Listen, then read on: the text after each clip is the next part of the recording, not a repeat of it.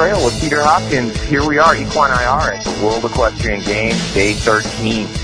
Coming down to the wire at the finals of the event. Last night we had the finals on the show jumping. Pretty exciting, almost a pretty full stadium, and a lot of action going on there.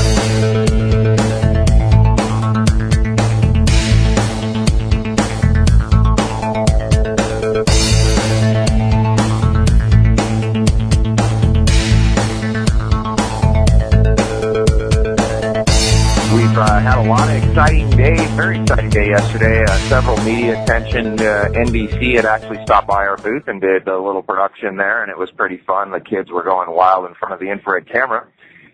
And over the last couple of days, we've had a lot of excitement with some of the riders and the eventers that are in the games.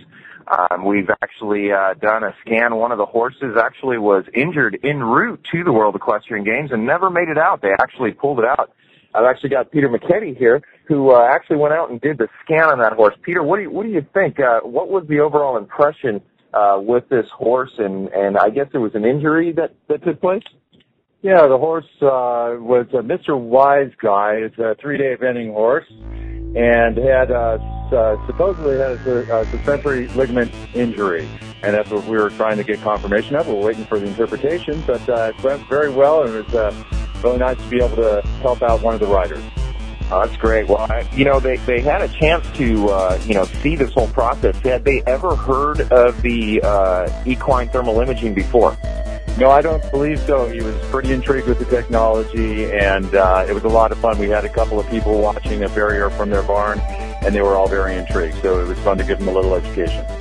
Well, this was off-site at a couple miles away from the Kentucky Horse Park, and I guess they never did have the chance to make it in. It's quite a big travel to come from these outside countries to the U.S. and then only to find that they weren't able to compete because of an injury. And I don't think they would want to either with the price tag on some of these horses.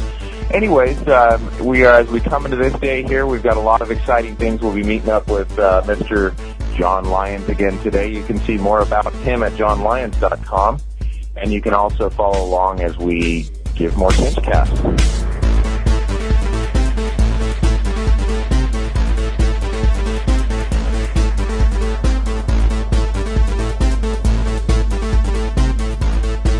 Look at our YouTube account, youtube.com/United Infrared, and you can see more about us as we keep our broadcast going from the World Equestrian Games in Lexington, Kentucky, 2010.